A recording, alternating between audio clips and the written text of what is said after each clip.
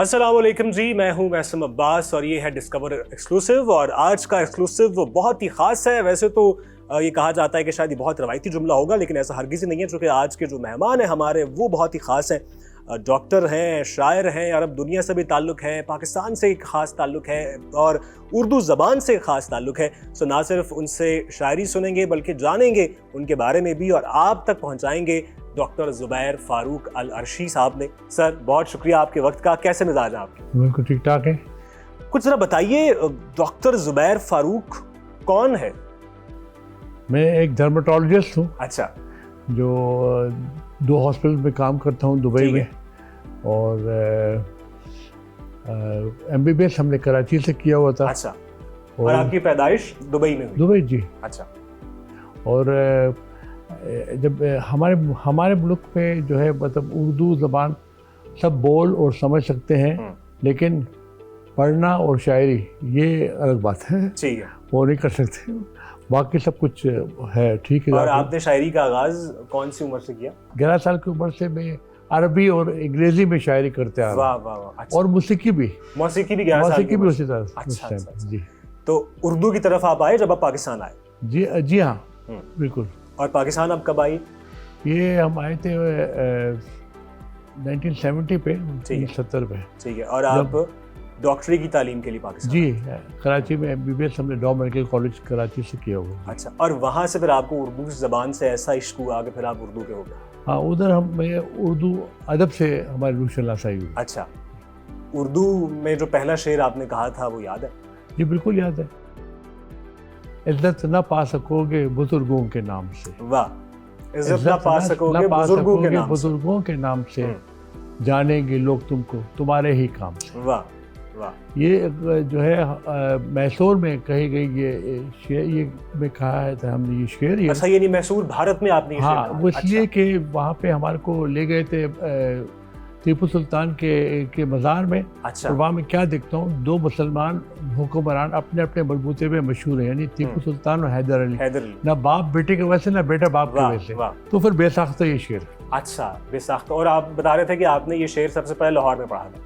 हमें पहली बार मुशायरे में मैं लाहौर में मतलब मैंने शिरकत की। ठीक है। और ये वाक़या है 1985 अलहमरा लाहौर? जी बिल्कुल बिल्कुल। ठीक है। और वो पहला मुशायरा याद है कौन कौन था उसमें? उसमें हमारे सब बड़े बड़े बुजुर्ग मुशायर थे। अल्लाह उनको जन्नत नसीब करे।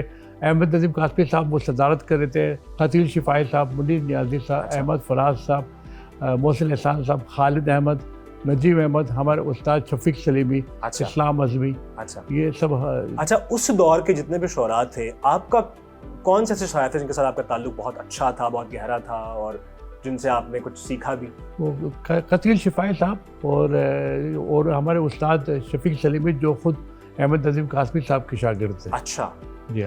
ठीक है। और वहाँ से आपको उस सफ़र का फिर आगाज़ हुआ? जी जी बिल्कुल। और अब तक उर्दू ज़बान में कितनी किताबें आ चुकी हैं आप? 103। 103। जी। वाह। और दीगर ज़बानों में भी आप लिखते हैं? जी अरबी में भी, अंग्रेजी में भी? अच्छा। मैं लिखता हूँ अरबी में, अंग्रेज़ी में, हिंदी में। अच्छा। तो ये सब। अच्छा, ये हिंदी और उर्दू आजकल तो लोग इसको कोशिश ये की जाती है कि शायद इसको एक ही ज़बान बना दिया जाए, इसमें बुनियादी फ़र्क क्या है वैसे? है तो उर्दू। अच्छा। अब आप उर्दू को हिंदी कहने लग जाएंगे तो हम क्या कर सकते हैं? अच्छा, यानी ऐसा होता है तो उर्दू है तो और लिखने में वो हिंदी में लिखते हैं। अब वो स्क्रिप्ट चेंज कर, रस्मुल खत हिंदी है खाली बस स्क्रिप्ट चेंज करते हैं। अच्छा। वो देवनागरी स्क्रिप्ट है, उस पे वो लिखते हैं, लेकिन बोलते तो उर्दू ही। बोलते उर्दू है, बिल्कुल ठीक है। कुछ अपनी ज़ाती ज़िंदगी के बारे में भी बताइए। आपका ताल्लुक शाही ख़ानदान से भी है? जी, हमारा 2 लिंक है जो है शाही ख़ानदान से। जो है एक हमारे जो है दादा हुजूर जो है 1928 में उन्होंने रासुल खैमा की शेख की बेटी से शादी की थी। अच्छा। और इसके अलावा जो है हमारे जो सगे चचा थे वो, और अभी दुबई के जो हाकिम हैं शेख राशिद अल मक्तूम, उनके अबू जो है शेख राशिद बिन सईद अल मक्तूम के साथ वो रज़ाई भाई थे। अच्छा। यानी एक माँ ने दोनों को दूध पिलाया। अच्छा। ये 2 लिंक है हमारा जो। अच्छा, ये आपका शाही ख़ानदान के साथ भी ताल्लुक है। तो पाकिस्तान आप आते हैं, कराची में आप रहे हैं, आपकी तालीम है वहाँ से, फिर आप लाहौर में आपने पहला मुशायरा पढ़ा। कराची लाहौर की हमेशा एक चल रही होती है आपस में, एक बहस भी चल रही होती है। आपको कौन सा शहर पसंद आया था? हमारे को दोनों ही शहर पसंद है। अच्छा। इसलिए कि ससुराल हमारा लाहौर में है। ससुराल लाहौर में, और फिर तो पढ़ाई लाहौर ज़्यादा पसंद होगा। बस समझो, अब तो मैं कराची जाते ही नहीं हूँ। अच्छा, यानी अब आप लाहौर के हो गए। अब पहले मुशायरे से क्या यादें वाबस्ता हैं, जो कि शायद जब आप पहली दफ़ा लोगों के सामने पढ़ रहे होते हैं? वो जब मैंने सुनाया था तो कुछ लोगों के कमेंट्स हैं, खालिद अहमद साहब अल्लाह उनको जन्नत नसीब करे, किसी ने उससे पूछा कि सुना है कि एक अरब शायर आए हैं और उन्होंने भी उर्दू में शेर सुनाए, तो वो कैसे हैं? कहते ना खाली उसने शेर सुनाए, वज़न में भी सुनाए।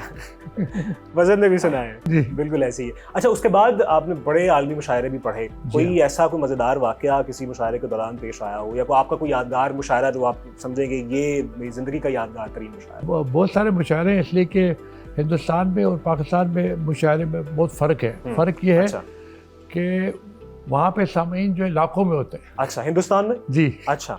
और यहाँ पे तो हज़ारों में होते हैं। ठीक है। तो उसमें काफ़ी फ़र्क आ जाता है। कुछ आबादी का भी शायद फ़र्क होगा।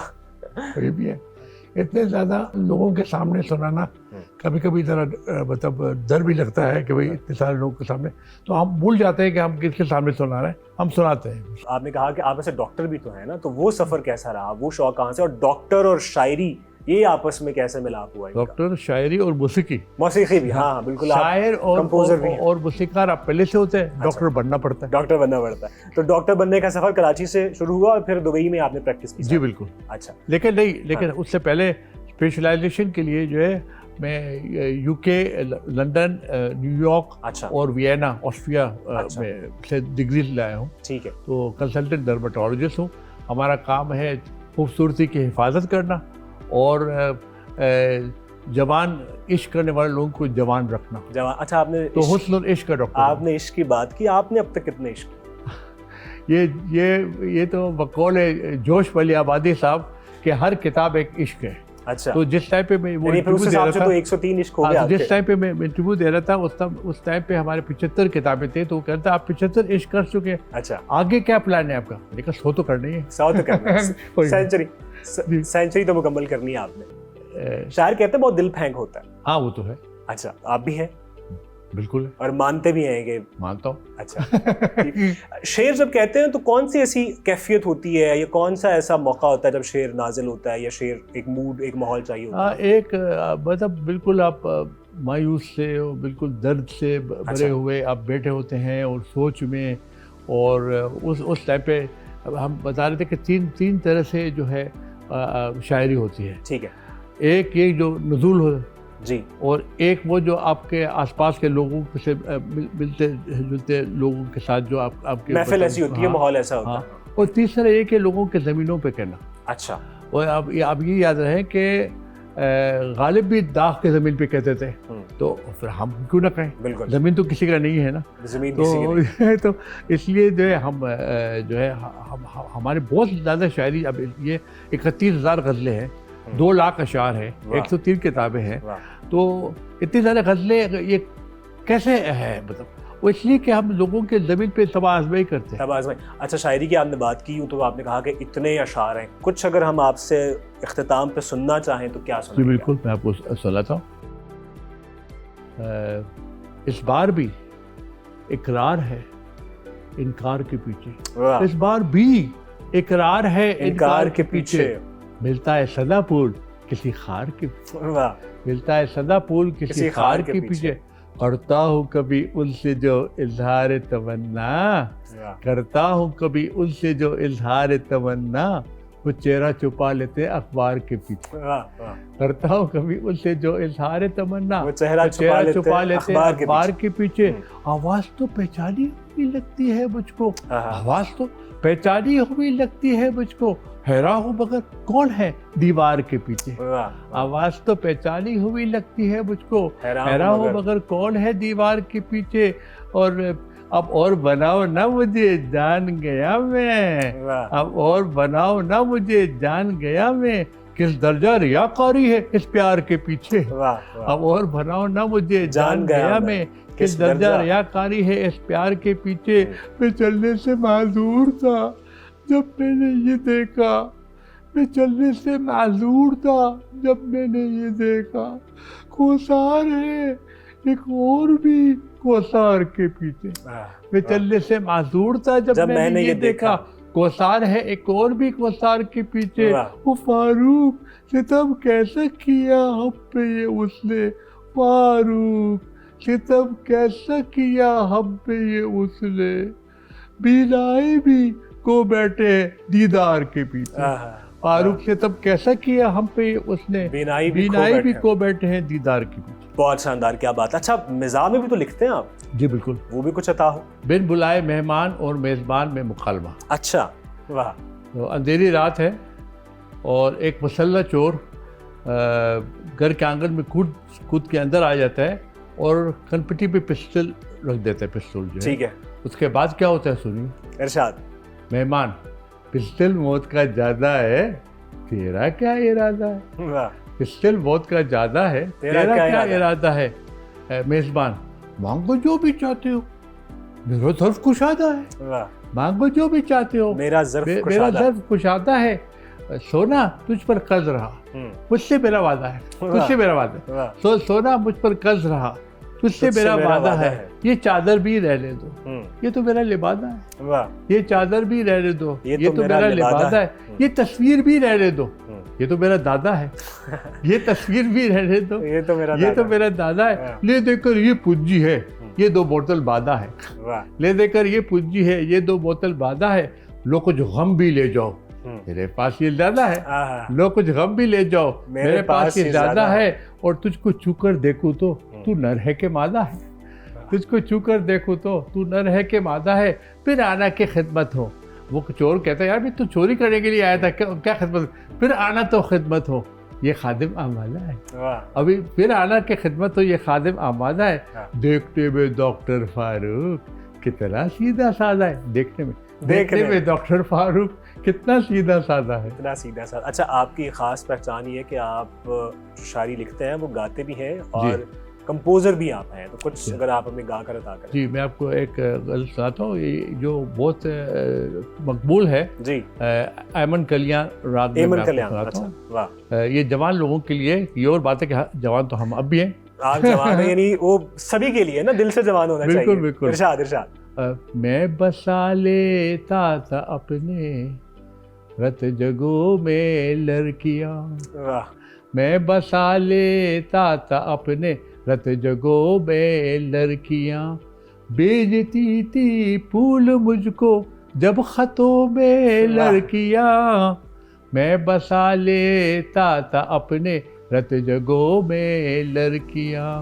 सुन रखा है उन घरों में संग आते हैं जरूर। सुन रखा है उन घरों में संग आते हैं जरूर। बेरियों के पेड़ हो या आंगनों में लड़कियां, बेरियों के पेड़ हो या आंगनों में लड़कियां। हो चुका फारूक तायब प्यार के जब खेल से, हो चुका फारूक तायब हुए नहीं प्यार के जब खेल से। मिल गई फिर शौक चल चल रास्तों में लड़कियां, मिल गई फिर शौक चल चल रास्तों में लड़कियां। बेचती थी फूल मुझको जब खतों में लड़कियां।